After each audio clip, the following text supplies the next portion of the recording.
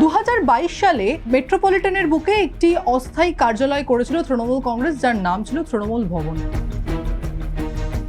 2025 সালে সেই ভবনের সমস্ত কাগজ তা ল্যাপস করে যায় এবং 2025 পর্যন্তই যারা ভাড়া দিচ্ছিলেন তাদের সময়সীমা ছিল এমনটাই দাবি।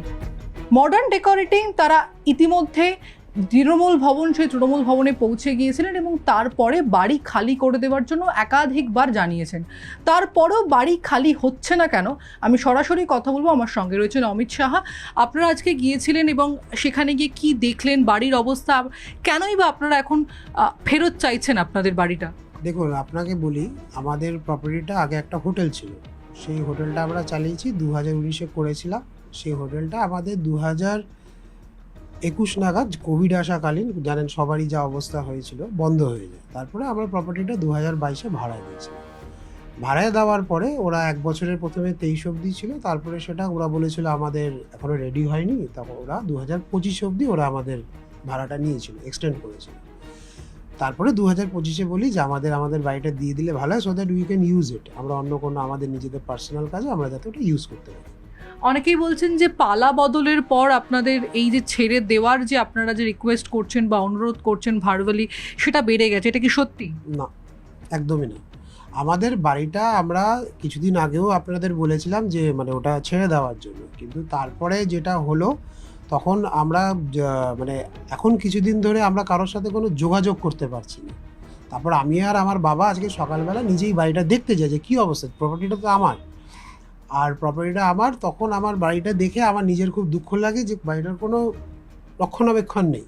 এদিকে ময়লা পড়ে রয়েছে, ওদিকে ধুলো পড়ে রয়েছে, মানে আনইউজড হলে যাওয়া হয় আর কি। কিন্তু আমাকে তো আমার নিজের প্রপার্টি বাঁচাতে হবে। আপনারা 2 মাসের সময় দিয়েছেন, ঠিক এই সময়টা কাকে দিয়েছিলেন? ভার্বালি বলেছিলেন, মানে জানানো কাকে হয়েছিল? শীর্ষ নেতৃত্ব? শীর্ষ নেতৃত্বকে জানানো হয়েছে। কোনো রেসপন্স আসেনি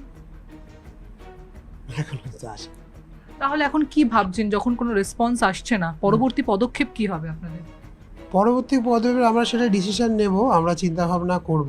চিন্তাভাবনা করে আমাদের যেটা করব সেটা আপনারা আলটিমেটলি জানতে পেরেই যাবেন। কোনো লিখিত আকারে কি আপনাদের এই যে চিঠি লেখা বা অফিসিয়ালকে জানানো, কোনো লিখিত আকারে চিঠি লেখা হচ্ছে? বুঝলাম না।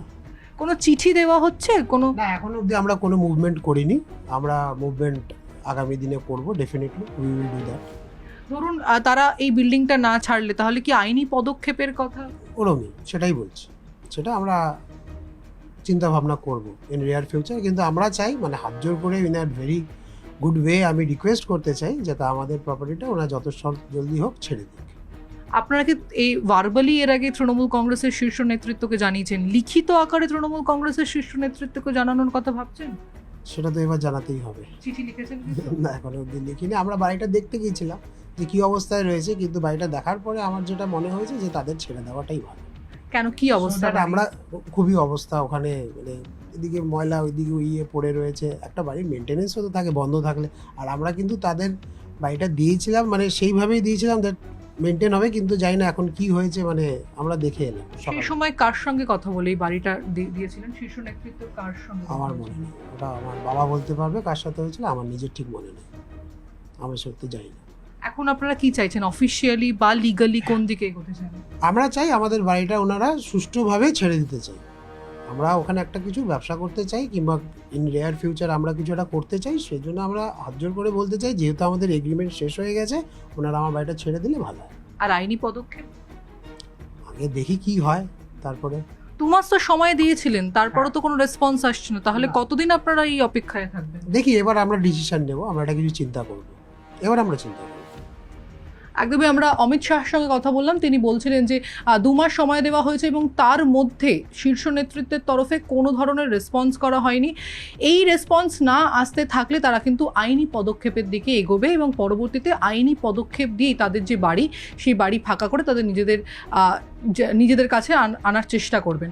ক্যামেরায় গোপাল রাজের সঙ্গে প্রীতি সাহা, নিউজ 18 বাংলা, কলকাতা।